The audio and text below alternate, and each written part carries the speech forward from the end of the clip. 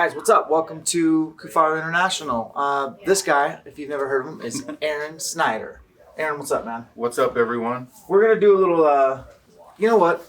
Get a lot of questions on what pack do I run for elk hunting. And I have several KIFARUs. I'm hashtag spoiled. But to be honest, at the end of the day, this is the pack for me for elk hunting. Day or multiple days, like 2 day, 3 day, up to 10 days.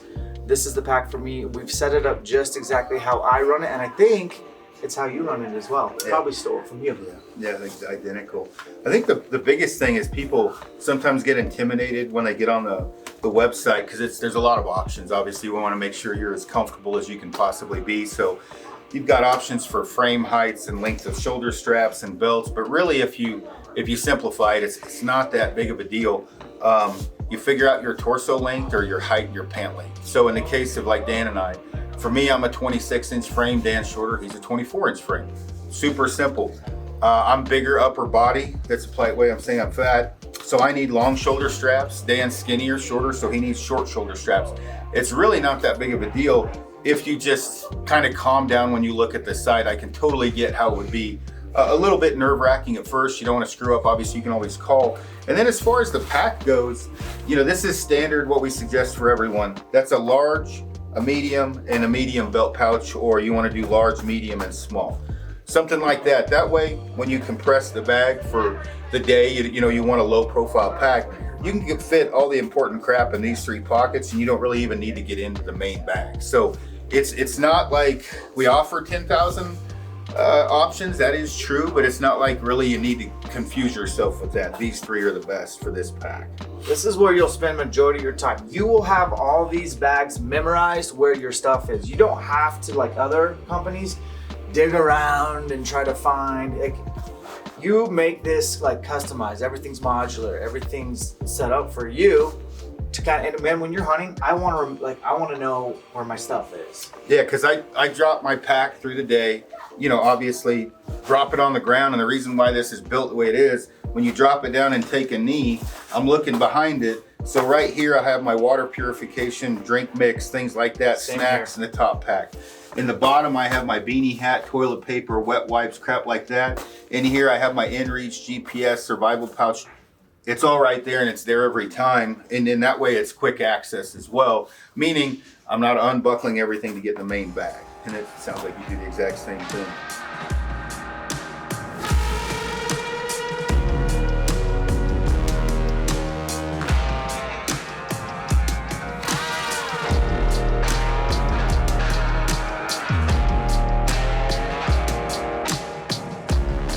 It's basically an Aron Snyder special, right? Like, yes, sir. This is how he likes this to is run how his he pack. likes to be set up. He does a little bit of backpacking, hey? A little bit, from what I hear.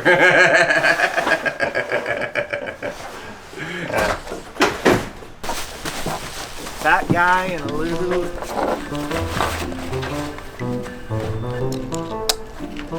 Should we take a photo somewhere for this? What are we love Get testing our for? son. Yeah. What the fuck? I don't think we saw You guys gotta get used to being on a fucking camera. I didn't know he was right here. I looked right. I will put it on the list, man. Oh. We're not gonna have a teepee jacket. That would be so ugly. Warm. Look like a brown. That's on my list today for you to figure that out. That's on his list. Put it on. The Master Blaster picture from Mad Max and put it beside ours. Oh, tell people where they can find you to come get a dope haircut in the Denver area. They want to look like this. Well, he's not done yet. But I'll show you what it looks like when it's done. It's Notorious Nisha. Notorious Nisha. Handy with the clippers. Yep. Sprays and fades all day. Sprays and fades, baby.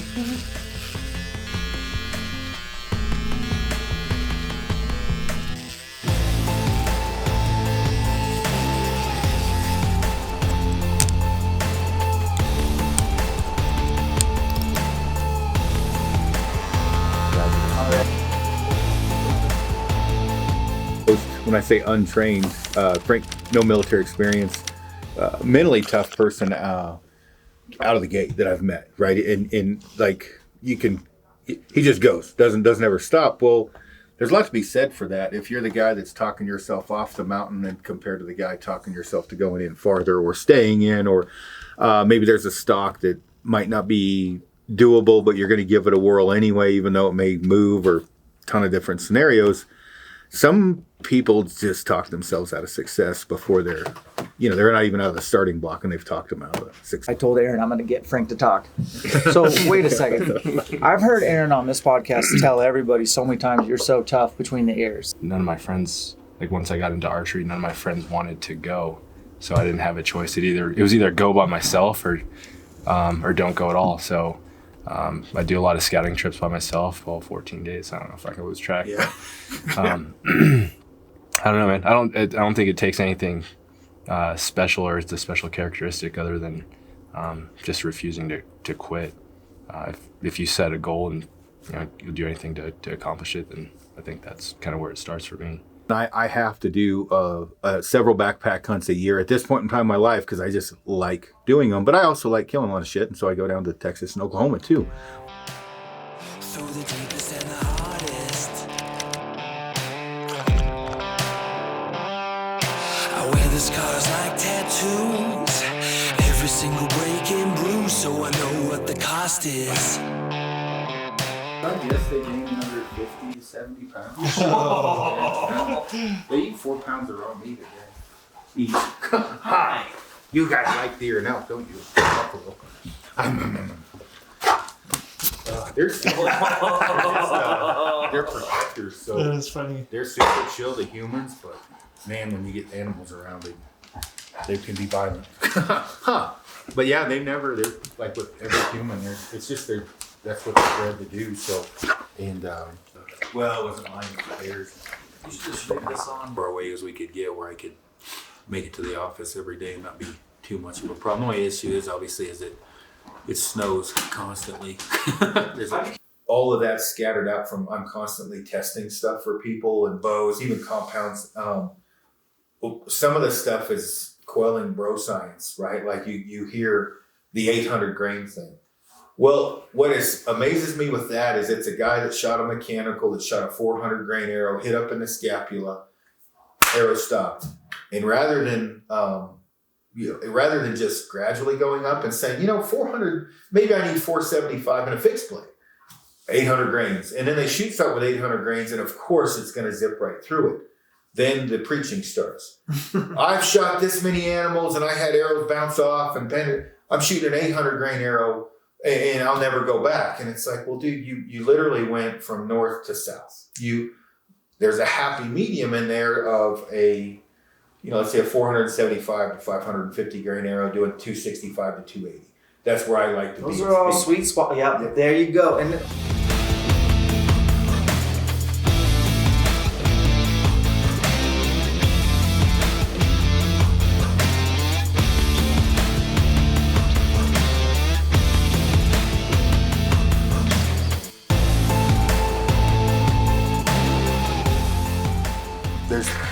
there's piles and piles of arrows, and it's just, one, I shoot a lot of animals, and two, we do testing at in crazy level. When Cody Greenwood comes up, we do decibel meters, noise, we'll put them down. how do you test that? So there's a machine they have where it bounces around, and so we'll shoot it at 7. We'll shoot here and put them down at 70. We shoot them coming out of the bow. That's how we test the vanes. So I use like hybrids. They're a little bit lower profile. Like the 26 or whatever. Yeah, I use those more than anything. But Gotcha. yeah, these are there's some of the bows, and then there's a bunch of limbs and crap up there. But I've set them all up. It really is more beneficial for a compound than a stick bow. Because you are going to have a little bit better penetration with a little bit skinnier, right? Yeah, less wind drift, more penetration. Right. So that's kind of exciting. And you throw that single bevel that we were talking about earlier in the last video. I got to tinker. ABT, always be tinkering, man. Yeah, you can't stop that wind drag. Right. And so that's where it kind of came into play. With a skinny, you're going to have less wind drag, so the broadhead won't be as devastating, I guess, on the wind drag. So anyway, that's all the crap we tested. Yeah, but it's super easy because here, I get home when the weather's nicer. I'll work out in the morning. I get home, I'll come down here, I'll shoot for an hour and a half, 2 hours, whether it's compound or stick. And that's literally just data for people asking me for testing stuff. So that's cool. 100-yard shot like the elk, you know, we'll put live, you know, quarters of beef down there, and we'll see what does a mechanical do opening at 80, what does a fixed blade do, what does this iron will do, or this werewolf. The amount of broadheads I have, obviously, I have thousands in here in boxes. Yeah, you do.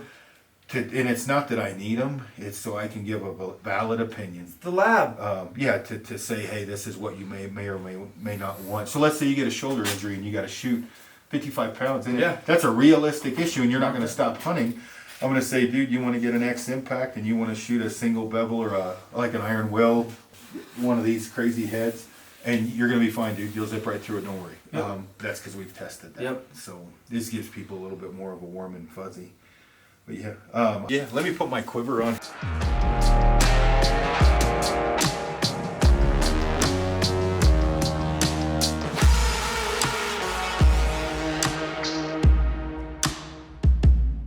So this is the bow I ended up deciding on for the year. This is a Black Widow PSA. It's 62 inches. It's 55 at 28 inches of draw. So at my draw, it's 58 pound.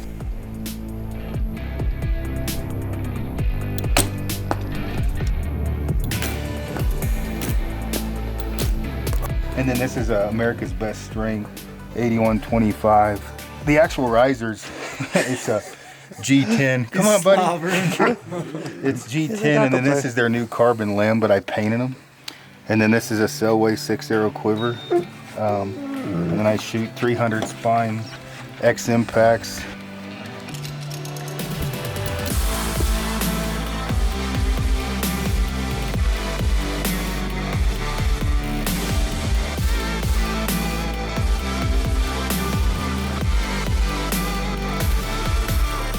And this one's actually killed a few things with the Snyder core system from Iron Will. That's 300 grains up front. And I think this bow's actually 184, a whopping 184 feet a second. But now that we got my bat arrows out, this is a decent group. Yeah. All right, well, I haven't really ever had a day in the life video done, but I'm more than happy to do it for Dan. So I guess all of you guys got a little peek into my lifestyle and my house up here in the Arctic. Either way, I hope you guys learned something and enjoyed the video. I appreciate everybody tuning in. I think it is cool. Snyder, What do you think about the mountains? He's the real deal. It is legit 30 degrees here, 4 feet of snow, and Aaron's a cool cat, man. He's unique. He's pretty humble if you realize what he's done, and hell of an archer. So thanks for watching, guys. Tap that subscribe button. Make sure you subscribe to the KIFARU channel. They're starting to load that thing up a little more proper. That's great.